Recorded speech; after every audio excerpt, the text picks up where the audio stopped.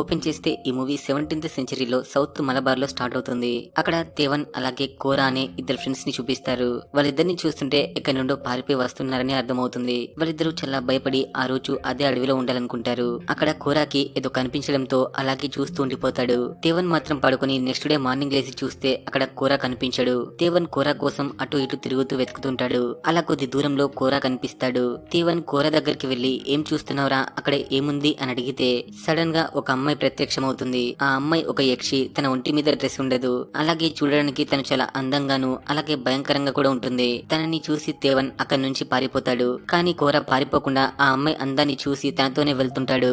ఆ తర్వాత తను ఒక ప్లేస్ కి తీసుకెళ్లి అతనితో రొమాన్స్ చేస్తూ కోరాని కొరికి చంపేస్తుంది. నెక్స్ట్ డే మార్నింగ్ తేవన్ నిద్రలేచి అడవిలో అటు ఇటు తిరుగుతూ ఒక వాటర్ ఫాల్ దగ్గరికి వస్తాడు.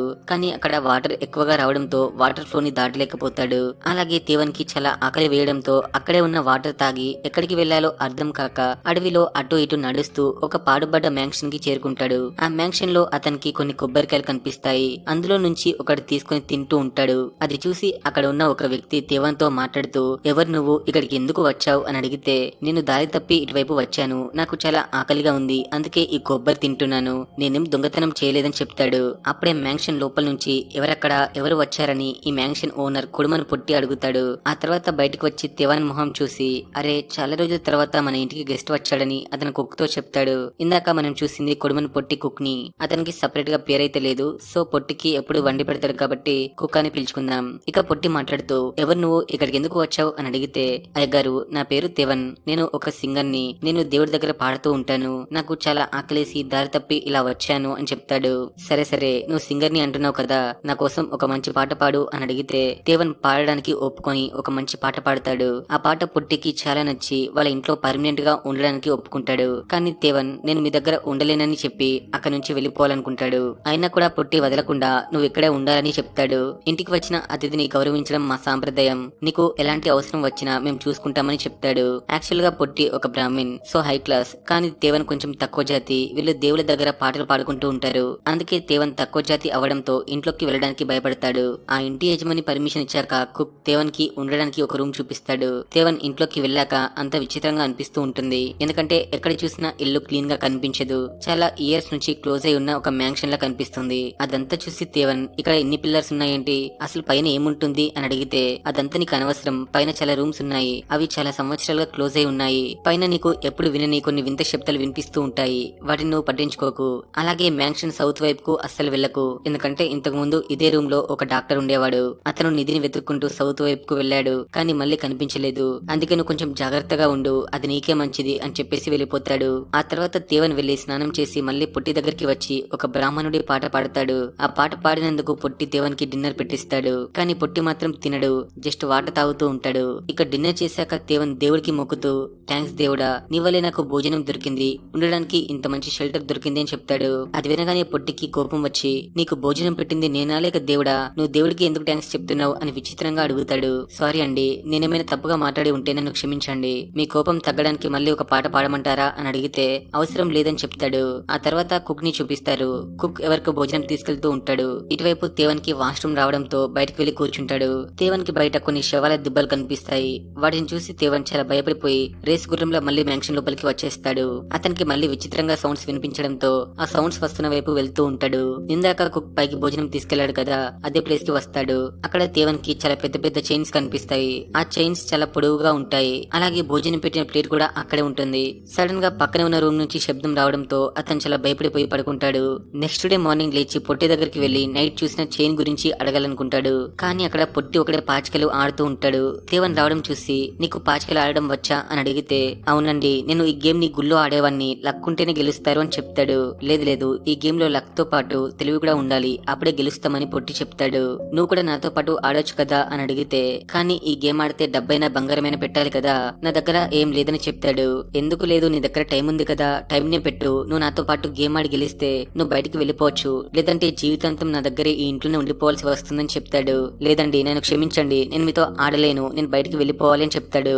సరే, నీ చేతిలో ఉన్న పాచికలు ఇవ్వని అడుగుతాడు. తేవన్ ఇచ్చేటప్పుడు పొట్టి కావాలని గేమ్ లో పడేస్తాడు. సో ఇప్పుడు నువ్వు పాచికలు వేసావు కాబట్టి టోకెన్స్ ని జరుపు, గేమ్ మొదలు పెట్టు అని చెప్తాడు. ఇక చేసేది ఏం లెక్క పొట్టితో గేమ్ ఆడుతూ ఉంటాడు. అలా చాలా సేపు గేమ్ ఆడిన తర్వాత పొట్టి 12 వేయాలనుకుంటాడు. ఎందుకంటే 12 వేస్తే పొట్టి గెలుస్తాడు కాబట్టి. కానీ 7 పడుతుంది. అది చూసి తేవన్ చాలా హ్యాపీగా ఫీల్ అయ్యి నేను బయటకు వెళ్లిపోవచ్చు అనుకుంటాడు. కానీ అక్కడున్న పాచిక ఆటోమేటిక్ గా రివర్స్ తిరిగి 6 పడుతుంది. సో అక్కడ 2 పాచికలు ఉన్నాయి కాబట్టి 12 ఉంటుంది. అది చూసి తేవన్ చాలా షాక్ అయి అసలు ఇది ఎలా సాధ్యం అని మనసులో అనుకుంటూ అక్కడ నుంచి వెళ్లిపోతాడు. పొట్టి మాత్రం చాలా నవ్వుతూ ఉంటాడు.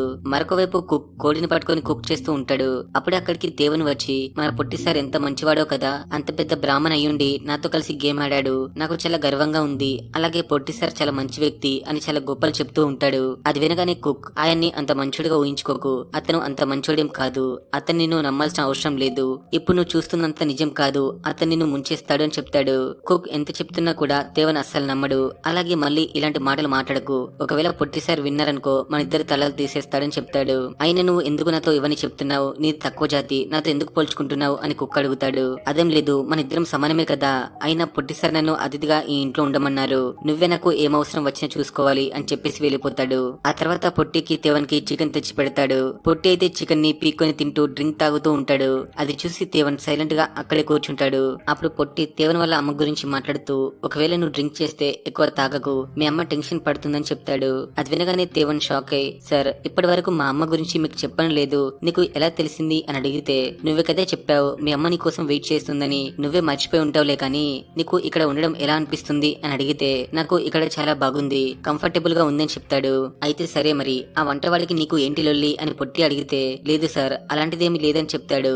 అవునా మరి ఆ కుక్ నా గురించి ఏం చెప్పాడు అని అడిగితే లేదు సార్ ఏం చెప్పలేదని టెన్షన్ పడుతూ ఉంటాడు. తేవన్ని చూసి పొట్టి చూడు నాకు నీ మొహం చూస్తుంటే ఇంతకు ముందు ఈ ఇంట్లో పనిచేసిన వాడు గుర్తొస్తున్నాడు, వాడు కూడా చాలా అమాయకుడు, వాడు కూడా సేమ్ నీలాంటి వాడే, చాలా స్మార్ట్ అని చెప్తాడు. అవునా సార్ ఇప్పుడు ఆయన ఎక్కడున్నారు అని అడిగితే వాని నేనే చంపి బొంద పెట్టాను, ఎందుకంటే ఇప్పుడున్న కుక్ వాడికి ఏదో రాంగ్ ఇన్ఫర్మేషన్ ఇచ్చి ఇంటి నుంచి బయటకు పంపించాడు, కానీ వాడు పిచ్చోడిలా ఇదే ఇంటి చుట్టుపక్కల తిరుగుతూ ఏడుస్తూ ఉండేవాడు, అందుకే నేనే చంపేసి వాడికి పీస్ఫుల్ లైఫ్ ఇచ్చానని చెప్తాడు. అప్పుడు అక్కడికి కుక్ కూడా వస్తాడు. కుక్ తలెత్తుకొని పొట్టిని చూస్తూ ఉంటాడు. కుక్ ని చూసి పొట్టి తలదించుకోమని చెప్తాడు.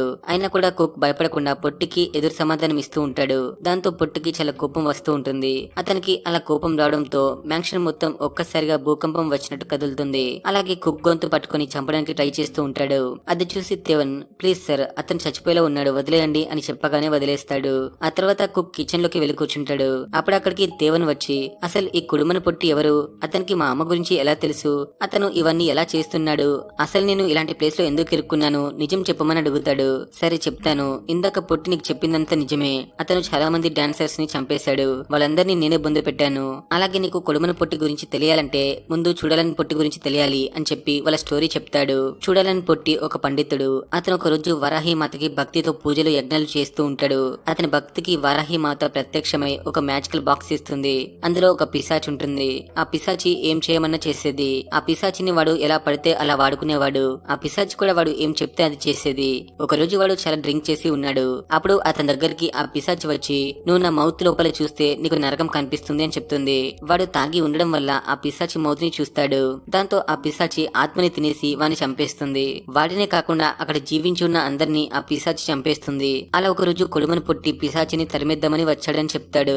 అతను స్టోరీని ఇక్కడి వరకే చెప్తాడు. ఈ స్టోరీ అంతా విన్న తేవన్ అవును నువ్వు చెప్పింది కరెక్టే, నేను కూడా ఆ పిశాచిని పైన చూశానని చెప్తాడు.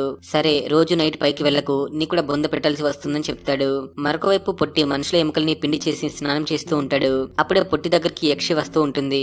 యక్షిని చూసి తేవన్ తన్ని ఫాలో చేస్తూ వెళ్తుంటాడు. తను పొట్టి దగ్గరికి వెళ్లి రొమాన్స్ చేస్తూ ఉంటుంది. అది తేవన్ చూసి చాలా భయపడిపోయి అక్కడి నుంచి వెళ్లిపోతాడు.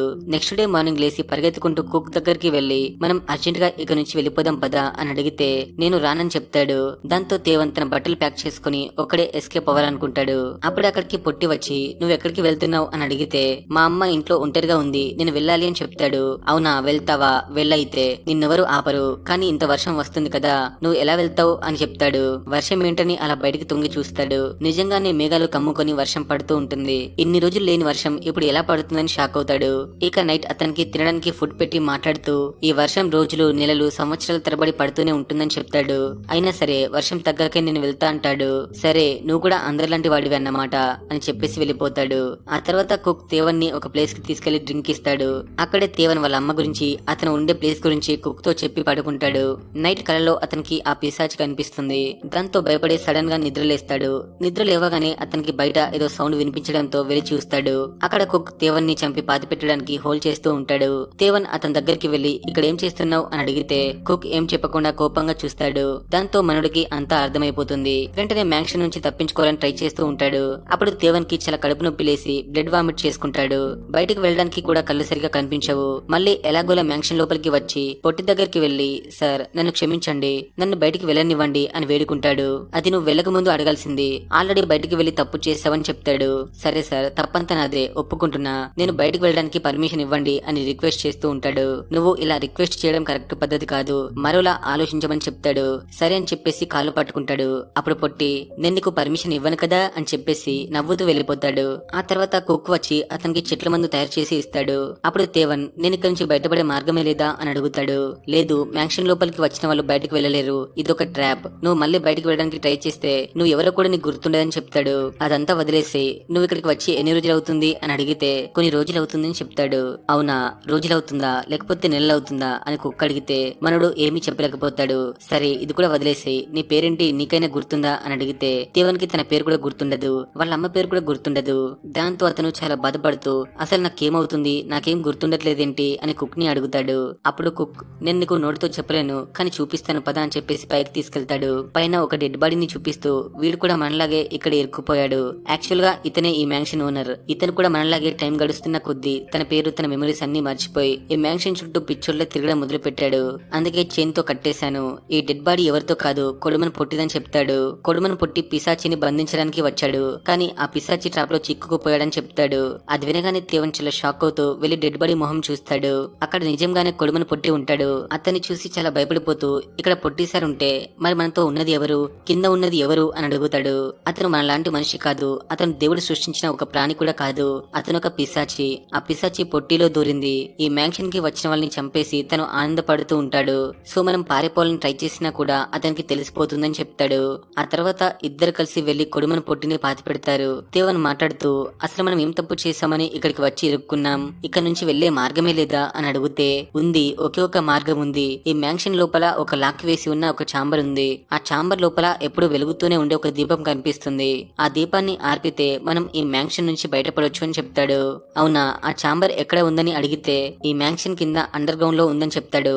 అవునా, మరి దానికి ఎక్కడ ఉందని అడిగితే ఏమో నాకు తెలియదు, ఈ మ్యాన్షన్ మొత్తం వెతికి చూశాను కానీ నాకు ఆ కీ ఎక్కడ కనిపించలేదని చెప్తాడు. అయితే ఆ కీ పొట్టి రూపంలో ఉన్న ఆ పిశాచి దగ్గరే ఉండి ఉంటుంది, ఎలాగైనా మనం తెలుసుకోవాలని చెప్తాడు. వెంటనే ఒక ప్లాన్ వేసి పొట్టి దగ్గరికి వెళ్లి నేను మీతో పాచికలో ఆడాలనుకుంటున్నాను, నాతో ఆడతారా అని అడుగుతాడు. అవునా, కానీ నీ దగ్గర పెట్టడానికి ఏముంది అని పొట్టి అడిగితే నా దగ్గర ఒక కీ ఉందని చెప్తాడు. కీ అనే పేరు వినగానే పొట్టి తన నడుముకి ఉన్న కీని చెక్ చేసుకుంటాడు. అది తేవన్ గమనించి ఓ అయితే కీ అతని దగ్గర ఉందన్నమాట, ఎలాగైనా కొట్టేయాలనుకుంటాడు. నేను ఈ గేమ్ లో గెలిస్తే నన్ను బయటికి వెళ్ళనివ్వండి లేదంటే ఇక్కడే ఉండిపోతాను అని చెప్తాడు. కానీ పొట్టి నేను ఆడిన వాళ్ళతో 2 సార్లు ఆడనని చెప్పి వెళ్ళిపోతాడు. ఆ తర్వాత కుక్ దగ్గరికి వెళ్లి నువ్వు ఈ రోజు పొట్టికి ఏం పెడతావో నాకు తెలియదు, పొట్టి మాత్రం నిద్ర నుంచి లేవకూడదు, అప్పుడు మనం అతని దగ్గర ఉన్న కీని తీసుకుని మ్యాన్షన్ నుంచి పారిపోదామని చెప్తాడు. సరే అని చెప్పేసి ఈసారి కుందేలు కర్రీని వండుతాడు. ఆ కర్రీలో ఇంకా ఏమేమో కలిపి మొత్తం మిక్స్ చేస్తూ ఉంటాడు. అప్పుడు అక్కడికి పొట్టి వచ్చి కుక్ గొంతు పట్టుకుని తేవన్ని చంపేయాలి, త్వరగా గుంతుతావు అని చెప్తాడు. సరే అని చెప్పి పొట్టి నడుముకు ఉన్న కీని దొంగలిస్తాడు. ఆ తర్వాత కుందేలు కర్రీని తీసుకెళ్లి పొట్టికి ఇస్తాడు. పొట్టి అంతా తినేసి పడుకుంటాడు.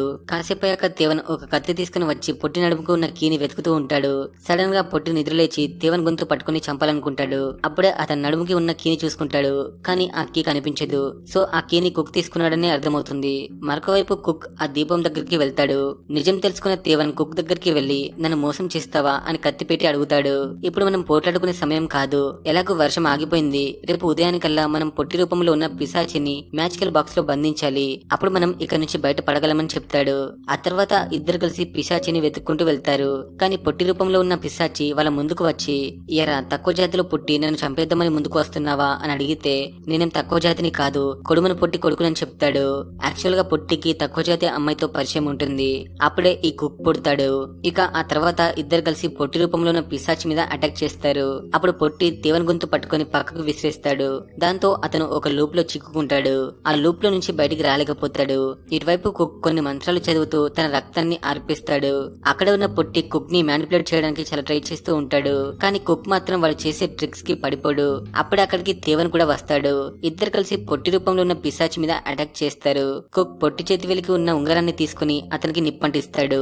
అప్పుడే ఆ పిశాచి అసలు రూపం బయటపడుతుంది. ఆ పిశాచి వాళ్ళిద్దరికి చాలా భయపడిపోతూ వెళ్లి ఒక మూలన కూర్చుంటుంది.